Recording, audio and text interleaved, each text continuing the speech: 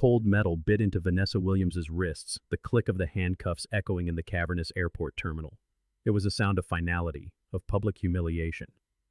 "People like you don't belong in first class anyway," Officer Reynolds sneered, his voice loud enough to carry, a deliberate performance for the growing audience of travelers. His badge gleamed under the harsh fluorescent lights as he tightened the cuffs, one notch beyond what was necessary, a small, petty cruelty designed to assert his dominance. Vanessa, a Harvard-educated attorney and dedicated humanitarian, met his gaze without a flicker of fear. All around them, the river of travelers had slowed to a halt. Phones were raised, small red lights blinking as they recorded the scene unfolding.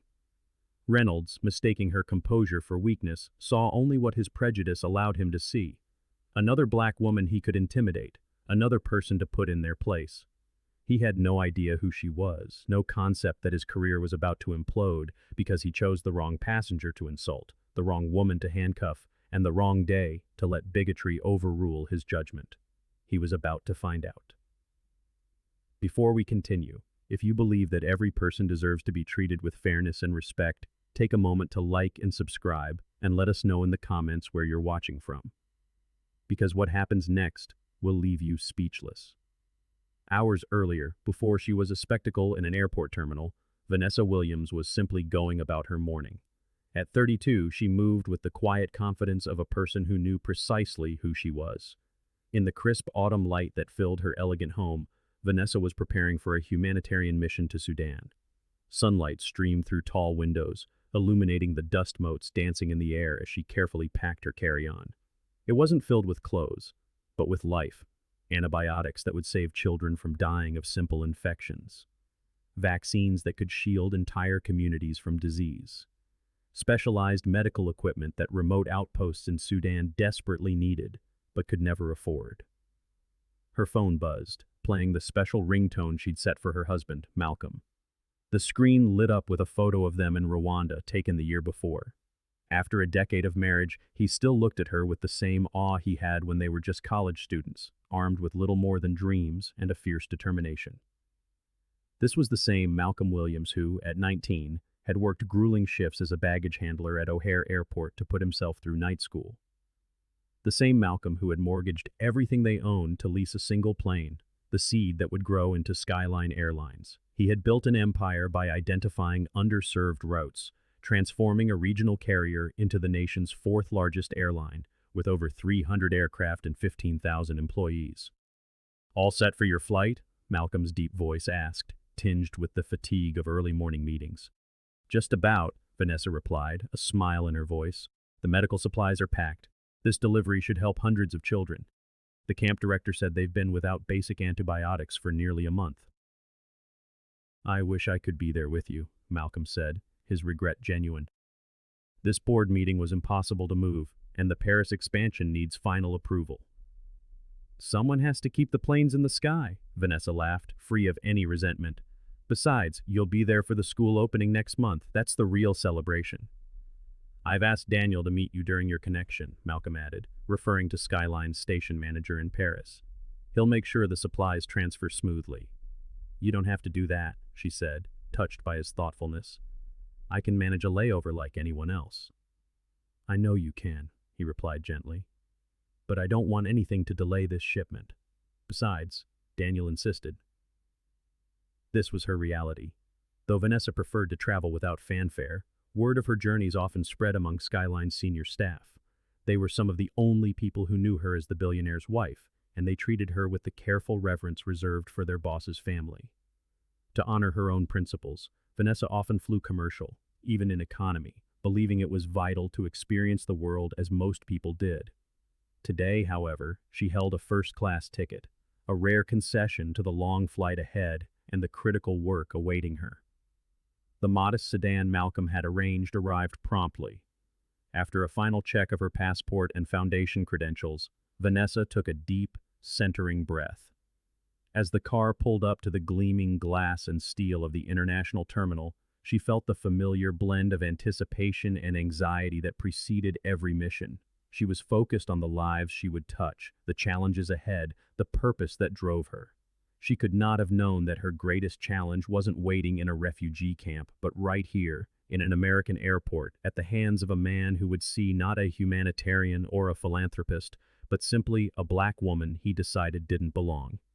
Have you ever been judged by someone in authority based on nothing more than their own prejudice? Share your experience in the comments, and don't forget to subscribe to see how this story ends. The moment Vanessa stepped into the terminal, the atmosphere shifted. At the Skyline Airlines check-in counter, she presented her passport for her first-class flight to Paris, connecting to Khartoum. The agent glanced from her to his screen, a flicker of doubt in his eyes. "First class to Paris?" he asked, his tone implying a mistake had been made. "Are you sure about that booking?"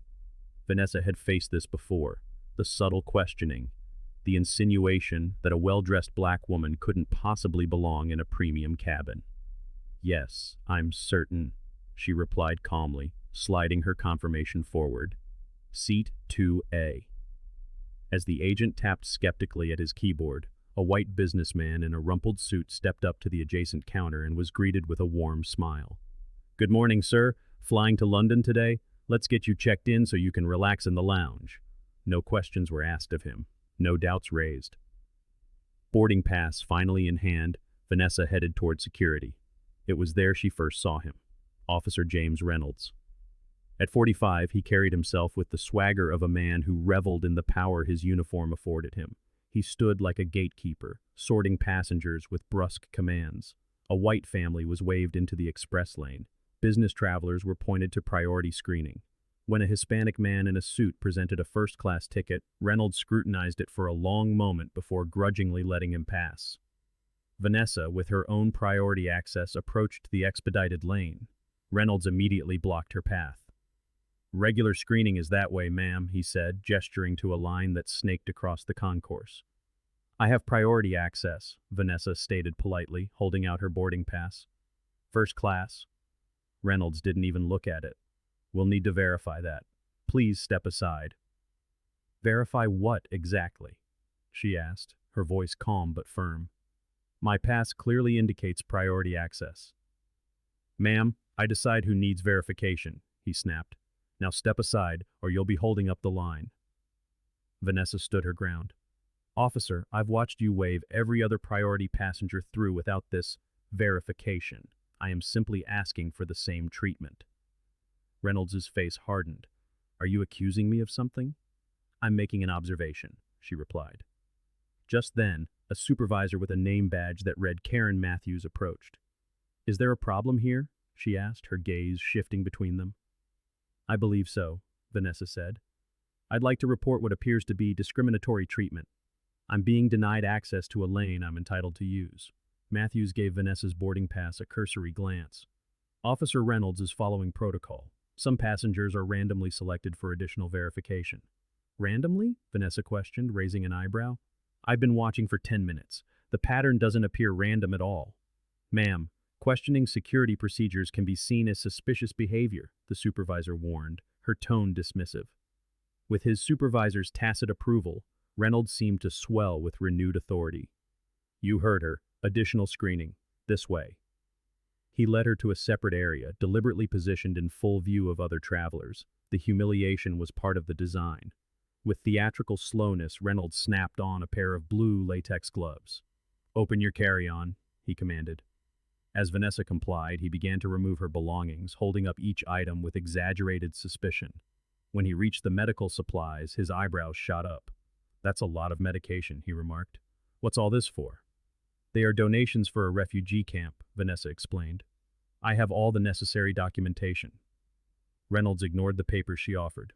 "Seems like a lot of trouble. Most people just enjoy their vacation." "It's not a vacation," she corrected him. "It's humanitarian work." He smirked. "Humanitarian work? From a first-class seat? Seems wasteful." The barb was meant to sting, to invalidate her presence, her purpose. "My travel arrangements are not relevant to this screening," Vanessa said, her patience wearing thin. Reynolds continued his invasive search, his comments growing more personal. "Designer luggage, first-class ticket. Interesting career you've got in humanitarianism." The implication was clear. In his mind, a black woman couldn't have come by these things honestly. Vanessa took a breath, noting his name for the first time. "Officer Reynolds," she began, "your comments about my ticket and my profession are inappropriate. I ask you to stick to your job." His face flushed with anger. "I decide what's relevant, ma'am. And right now, your attitude is a security concern." The professional tension had just become personal. Officer Reynolds had decided this woman needed to be taught a lesson. He deliberately slowed his pace, turning a 5-minute search into a 20-minute ordeal. "What exactly are these?" he demanded, holding up a box of amoxicillin. "As I have now explained twice, they are antibiotics for the camp's medical center," Vanessa said, her voice strained with frustration. "The documentation is in the folder." Reynolds barely glanced at it. "Who's paying for all this?" "The Williams Foundation," she answered. "We?" he sneered. "So you work for them?" "I am the co-founder and executive director." He let out a short, dismissive laugh. "An executive director flying first class to deliver medicine? Seems like that donation money could go further if you flew coach. Or is that beneath you?" There it was, a direct public insult. Several passengers nearby shifted, their discomfort obvious. Even in 2025, such blatant prejudice was shocking to witness. "I would like to speak to your supervisor," Vanessa stated, her voice sharp and clear. "She's busy," Reynolds shot back. "Then I'll speak to her supervisor. Your comment was discriminatory." "You're becoming disruptive, ma'am," he warned, his voice rising. "Interfering with security is a federal offense."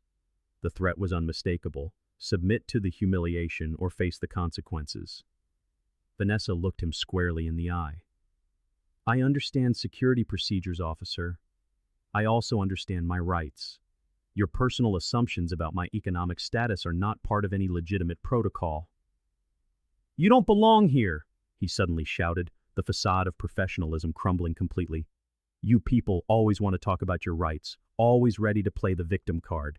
"You people?" Vanessa repeated, letting the toxic phrase hang in the air.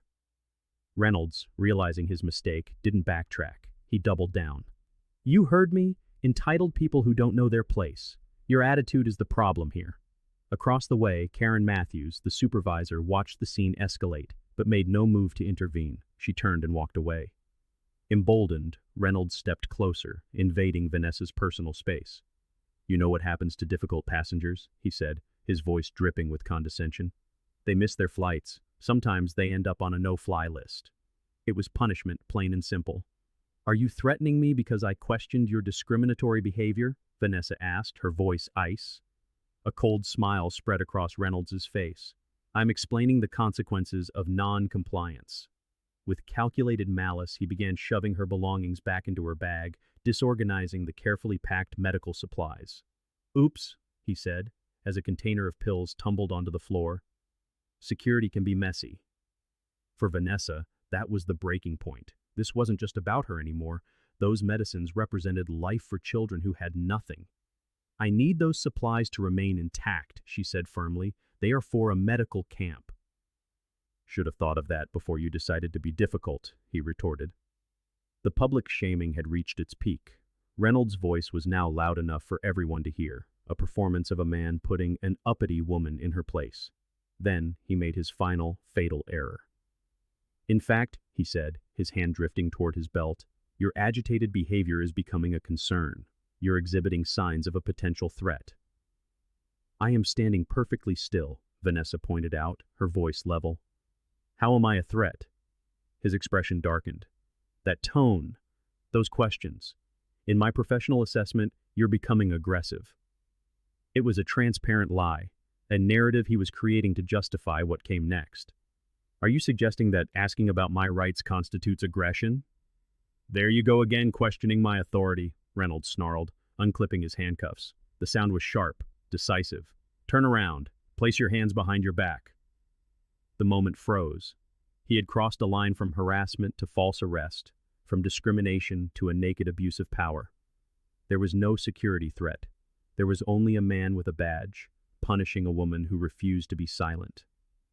Vanessa had made a decision. Reaching slowly into her purse, she removed her phone. "Before you place me under arrest on fabricated charges," she said, her voice calm but resolute, I'd like to make one phone call.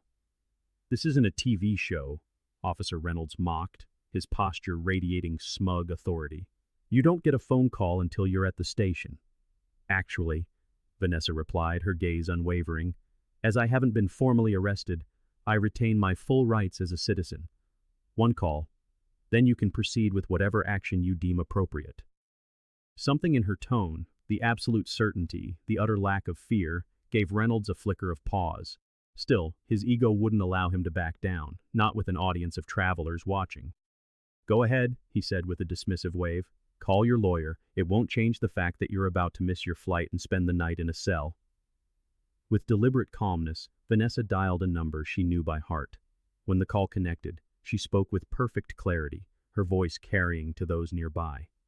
Malcolm, it's me. I need you at Terminal B, International Departures, Security Checkpoint 7. Officer James Reynolds is attempting to arrest me on fabricated charges. No, I'm fine. I've remained completely calm. Yes, there are witnesses and recordings. I understand. I'll see you soon. Reynolds rolled his eyes, unimpressed by what he assumed was an empty bluff. Husband coming to the rescue? How touching. Maybe he can bring you a blanket in the holding cell. What Officer Reynolds couldn't possibly know is that the man on the other end of that call wasn't just any concerned husband. He was Malcolm Williams, the founder and CEO of Skyline Airlines, the very company whose terminal they were standing in. A man whose quiet influence permeated every level of the aviation industry, and who, at that very moment, was ending a meeting with the governor to rush to his wife's side. Officer Reynolds was about to make the most consequential mistake of his career. He had chosen, out of all the passengers he could have harassed that day, the one person with the power not just to end his career, but to challenge the entire system that had protected him for 15 years. Vanessa Williams, you're under arrest for disorderly conduct and obstruction of security procedures, Reynolds announced, his voice loud enough to ensure everyone could hear. Turn around and place your hands behind your back. A collective gasp rippled through the onlookers. Vanessa's face betrayed no fear, only a profound disappointment. With measured grace, she turned and placed her hands behind her back as the cold metal of handcuffs closed around her wrists. Reynolds tightened them one notch beyond necessary, a small, petty cruelty designed to assert dominance. See where your attitude got you? He taunted. Now you'll miss your fancy first-class flight. Maybe next time you'll show proper respect. He made a show of roughly gathering her scattered belongings, carelessly shoving delicate medical supplies into her bag. The message was clear. Her mission, her purpose, her dignity, all were irrelevant in the face of his authority. Those supplies are for refugee children, Vanessa stated calmly, watching as months of careful planning were undone in seconds of spiteful disregard. Should have thought about the refugee kids before you decided to be difficult, Reynolds replied with a smirk. By now, a circle of nearly 24 passengers had formed, many openly recording with their phones. The videos captured the stark contrast between Vanessa's dignified calm and his escalating aggression. This is wrong. She didn't do anything, a woman called out. Mind your own business unless you want to join her, Reynolds snapped, his hand moving instinctively toward his weapon, a threatening gesture caught on multiple cameras. Among the crowd stood Jamie Ortiz, a young customer service representative for Skyline Airlines. While other employees looked away, Jamie stepped forward. Officer Reynolds, Jamie said, voice trembling but determined. I've been observing this entire interaction. Ms. Williams has remained calm and cooperative. This appears to be a violation of both airport and Skyline policies. Reynolds' eyes narrowed. Get back to your counter before you lose your job, kid. This is police business. I'm required to report passenger rights violations, Jamie insisted. Last warning, Reynolds growled. Back off, or you're next. As he grabbed Vanessa's arm to lead her away, the atmosphere in the terminal began to shift. A call came through on the radio of Karen Matthews, the security supervisor. She listened, her face draining of color. Her phone rang, her eyes widened in shock as she listened. Yes, sir. Immediately, sir. I understand. Across the terminal, other supervisors received similar calls. Radios crackled with urgent communications. Managers appeared from offices, their expressions grave. Karen Matthews rushed toward Reynolds, her earlier dismissiveness replaced by barely concealed panic. Officer Reynolds, she said, her voice tight. I need to speak with you, immediately. Not now, Karen. I'm in the middle of an arrest. James, this is serious, she insisted. You need to pause this procedure, now. Her phone rang again. She answered, her hand visibly trembling. Yes, sir. He's refusing. Yes, sir, immediately. She turned back to Reynolds, genuine fear in her eyes. James, release her. This is coming from the highest level. Reynolds scoffed. The highest level? The airport director? I answer to the police department. Just then, Lieutenant Davis, Reynolds' direct supervisor, approached at a near run, his face a mask of alarm. Reynolds, he called out sharply. Stand down, immediately. Confusion finally broke through Reynolds' arrogance. Lieutenant, I'm handling a disruptive passenger who— Remove those handcuffs, Davis interrupted, his tone leaving no room for argument. That's a direct order. But sir, she was interfering with security. Now Reynolds, Davis commanded, his voice carrying an urgency Reynolds had never heard. And pray it's not too late. Bewildered, Reynolds unlocked the handcuffs. Vanessa rubbed her wrists, the only acknowledgement of the discomfort she had endured.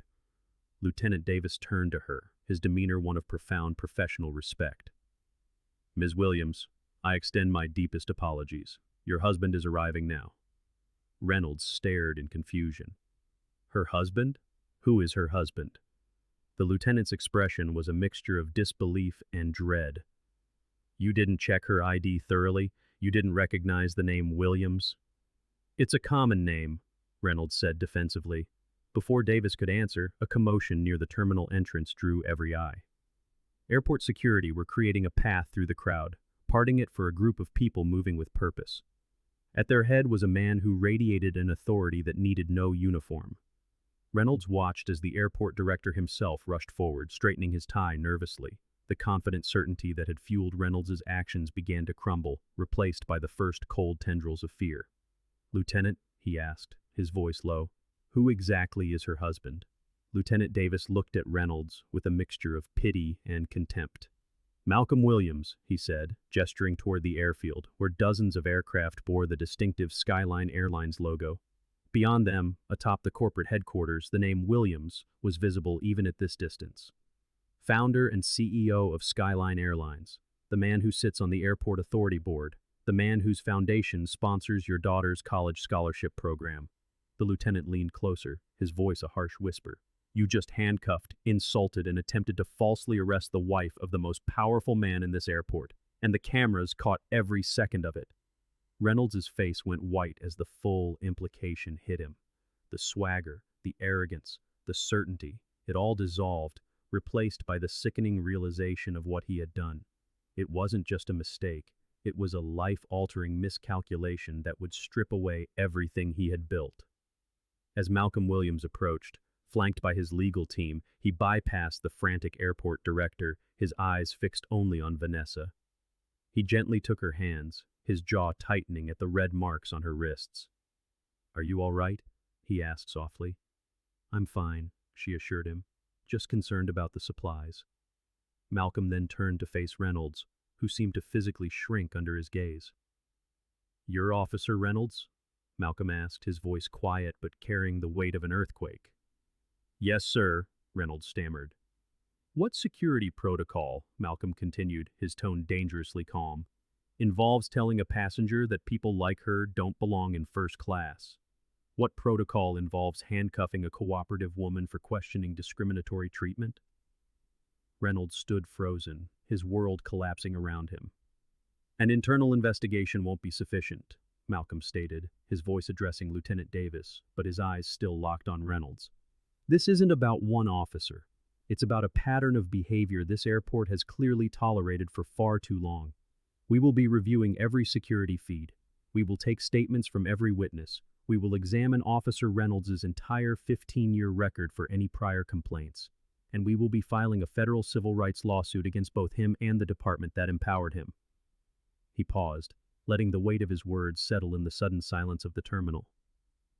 My wife came here today on a humanitarian mission. Instead, she was humiliated because you decided she needed to be put in her place.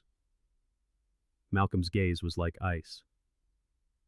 Consider your place, officer. Because from this moment on, Every aspect of your professional life will be placed under a microscope. Every action, every complaint, every promotion, everything. Officer James Reynolds stood alone, stripped of his authority. He finally understood the true meaning of consequences. He had made his decision, and now the system he had so arrogantly wielded as a weapon was about to be turned against him with a force he could never have imagined. A flicker of compassion softened Vanessa's gaze as she turned to her husband, her voice a quiet plea for mercy. A suspension, she suggested, not a termination. Having remained a silent observer until now, Vanessa finally spoke, her voice drawing the attention of everyone in the room. "If I may," she began, a calm authority resonating in her tone. "I'd like to address what happened today, not as an isolated incident, but as a symptom of a much larger problem." All eyes were on her. The woman who only minutes before had been in handcuffs was now commanding the space with an unshakable poise. "What happened to me today," she continued, "is an experience shared by countless travelers of color every single day. The only difference is that most do not have the resources or the connections to fight back. Most are forced to suffer these indignities in silence, missing their flights, losing their money, and enduring humiliation because the system is designed to leave them powerless." "What exactly are you proposing?" Lieutenant Davis asked, his tone cautious.